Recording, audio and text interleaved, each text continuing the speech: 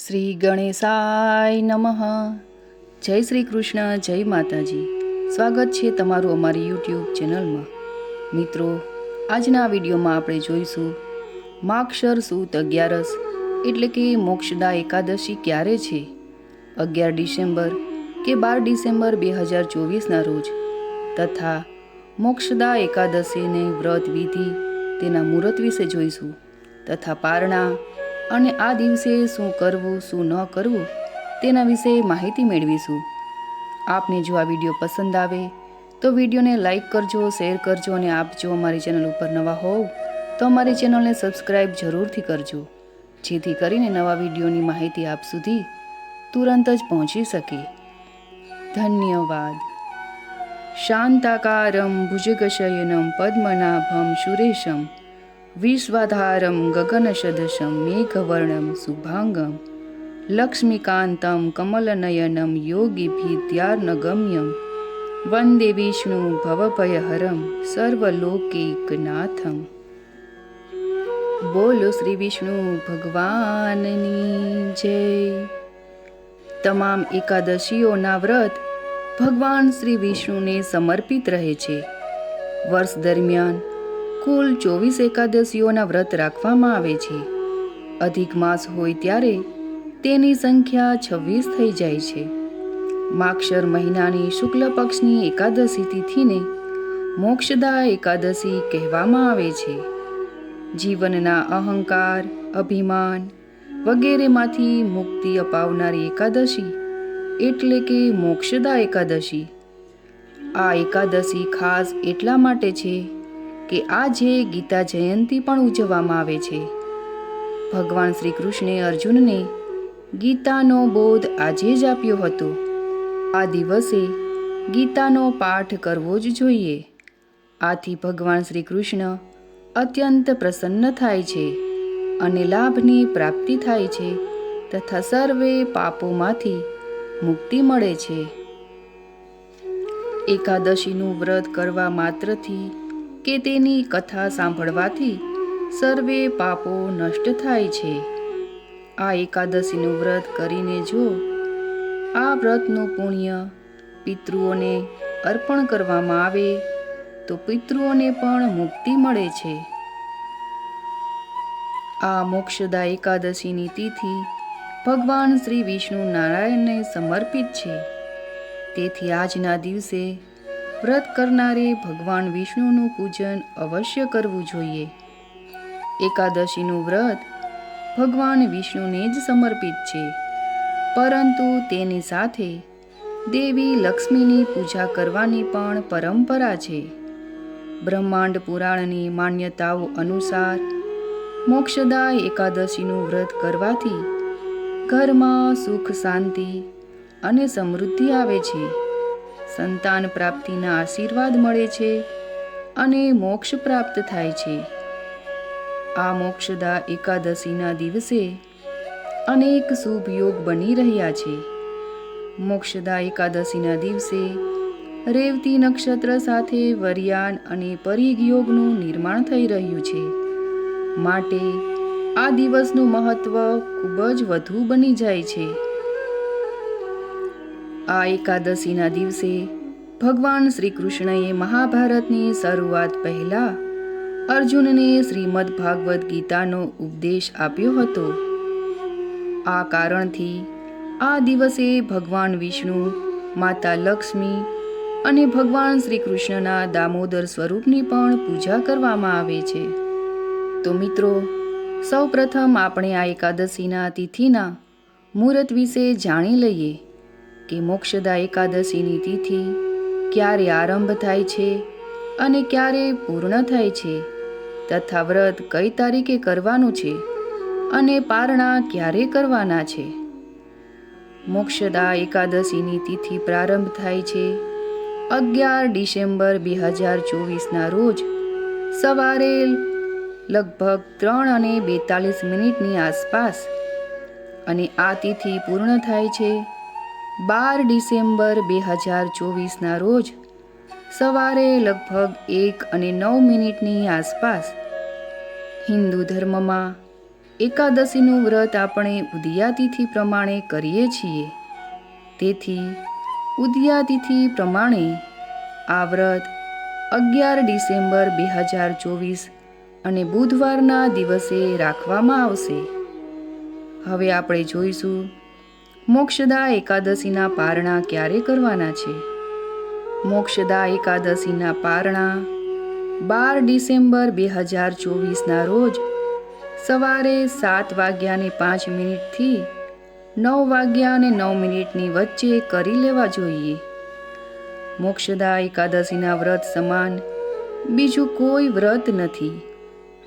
આ દિવસે બની શકે તો શ્રીમદ ભગવદ્ ગીતાજીનો અધ્યાય 7 અથવા અધ્યાય 2નો પાઠ કરવો જોઈએ. બની શકે તો શ્રીમદ ભગવદ્ ગીતાના 1 થી 18 અધ્યાય આજે વાંચવા જોઈએ. હવે આપણે જોઈશું એકાદશીના પૂજન વિધિ. સવારે વહેલા ઉઠી સ્નાનાદિ કાર્યથી પરવારી સ્વચ્છ પરિધાન પહેરવા જોઈએ અને મનથી જ નારાયણનું જપ કરતા રહેવું જોઈએ. મોક્ષદા એકાદશીના દિવસે જેને વ્રત કરવાનું હોય તેને સવારે સ્નાન કરીને વ્રતનો સંકલ્પ લઈ લેવો જોઈએ. જે કોઈએ વ્રત કરવું હોય તેને ભગવાન શ્રી હરિની સામે ઊભા રહી જળથી ભરેલા પાત્રમાંથી જમણા હાથમાં જળ લઈ સંકલ્પ કરવો કે હે નારાયણ, એકાદશીના દિવસે હું આજે ઉપવાસ કરીશ અને 12ને દિવસે પારણ કરીશ. મારા સર્વે પાપ દૂર થાય અને સર્વે કષ્ટો દૂર કરજો એમ બોલી જળ ભગવાન શ્રી વિષ્ણુના ચરણોમાં છોડી દેવું.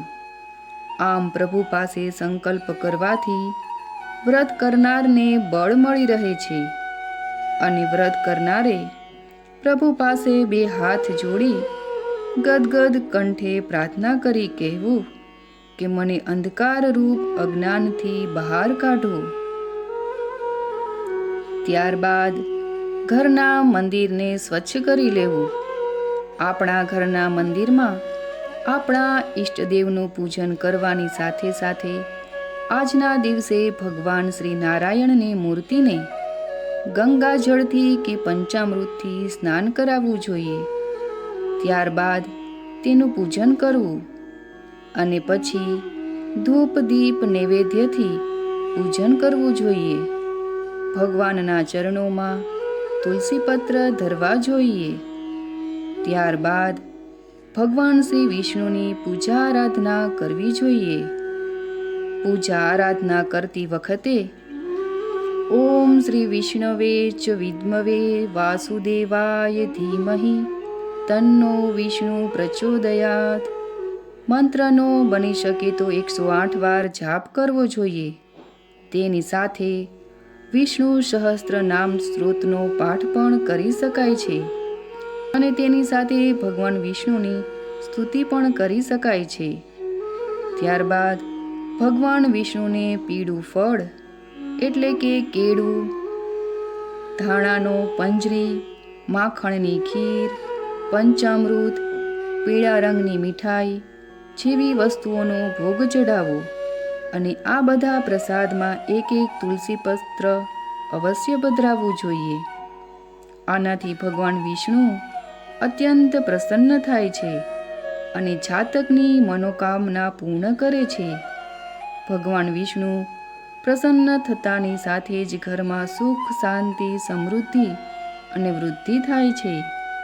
દરેક પ્રકારના સંકટ દૂર થઈ જાય છે.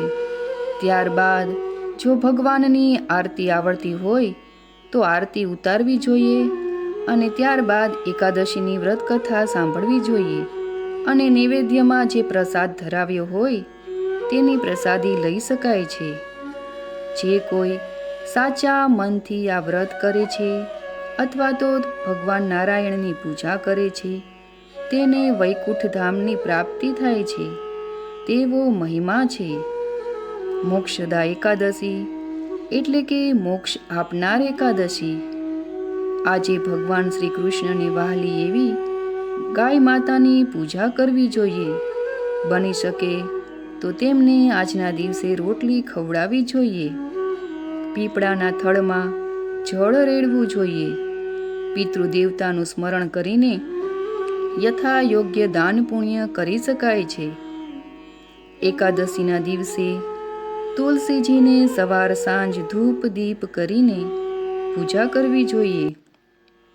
તુલસી માની પૂજા કરવાથી માતા લક્ષ્મીજીની પૂજા કરવા બરાબર આપણને ફળ પ્રાપ્ત થાય છે.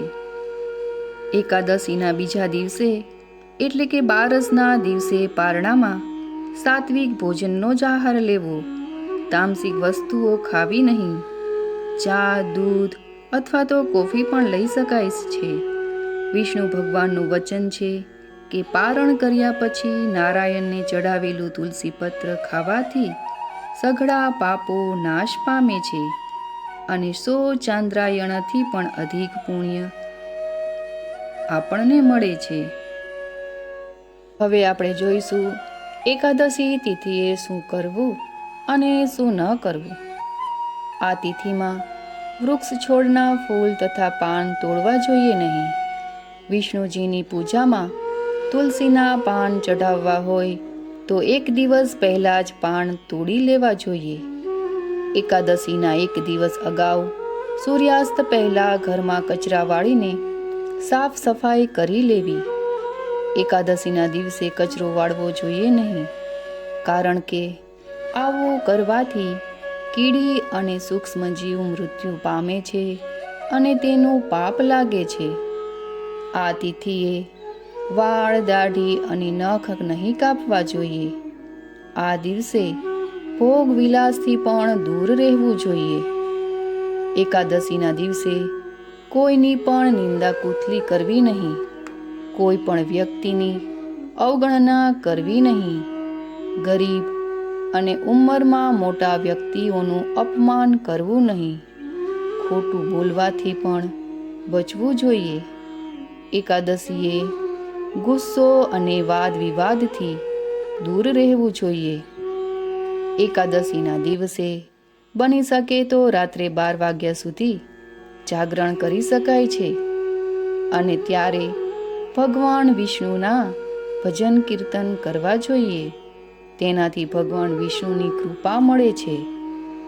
આ તિથિએ ભૂલથી પણ ચોખા ખાવા જોઈએ નહીં.